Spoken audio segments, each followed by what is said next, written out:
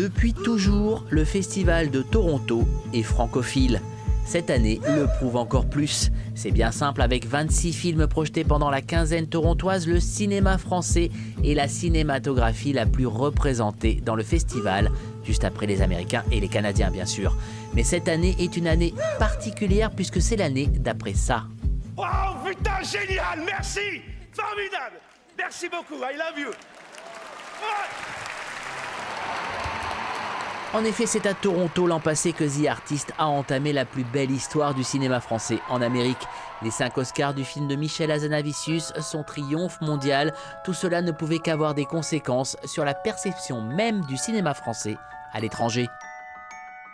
Unifrance, l'organisme chargé de promouvoir le cinéma hexagonal dans le monde entier, est évidemment présent comme chaque année à Toronto. Et sa présidente Régine Atchondo ne peut que constater les changements radicaux provoqués par le raz-de-marée The Artist.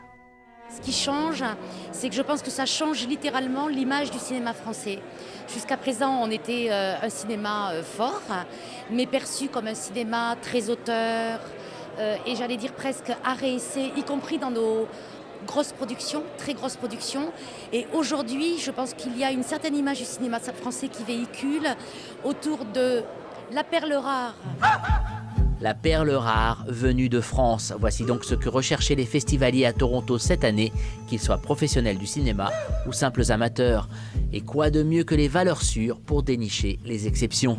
Ainsi, la projection de Deux rouillés d'os de Jacques Audiard était l'une des plus courues du festival, en présence d'Audiard bien sûr, mais aussi des acteurs Mathias Schoenaerts et l'oscarisé Marion Cotillard, qui sait que la carrière d'un film est quelque chose de très aléatoire. Moi, je pense que c'est une magnifique histoire d'amour et qui est très émouvante. Donc voilà, je sais pas comment se passe le succès d'un film. C'est quelque chose qu'on peut jamais prévoir, mais c'est vrai que c'est très agréable quand ça arrive. Deux rouillés d'os a-t-il séduit les festivaliers? Réponse juste après la projection. Loved it. It was absolutely sensational. Fabulous.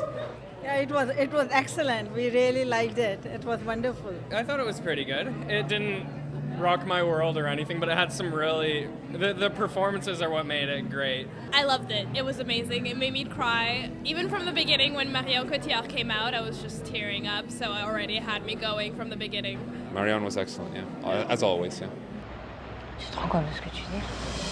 On n'est certes pas dans l'accueil fou que les Torontois avaient réservé à The Artist l'an dernier, mais le succès ici amène les observateurs à penser que Marion Cotillard pourrait obtenir sa 2e nomination à l'Oscar de la meilleure actrice grâce à Deux rouillés d'os.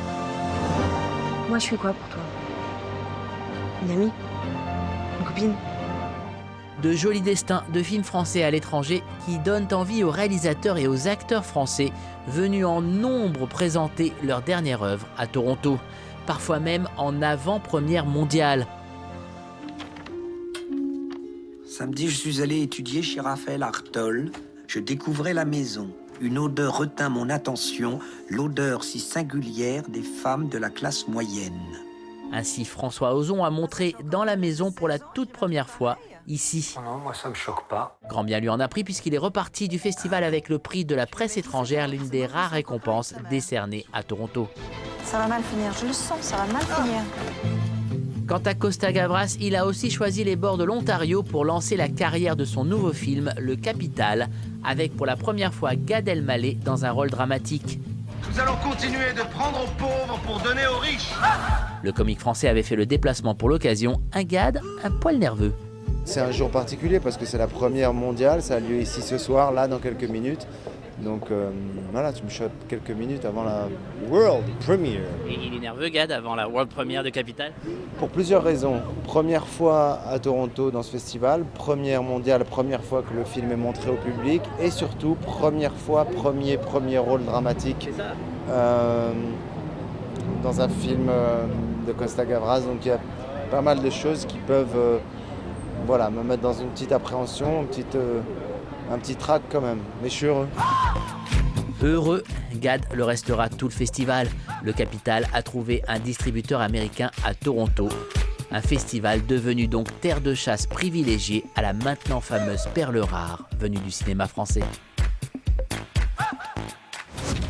La semaine prochaine, Sylvester Stallone en tournage.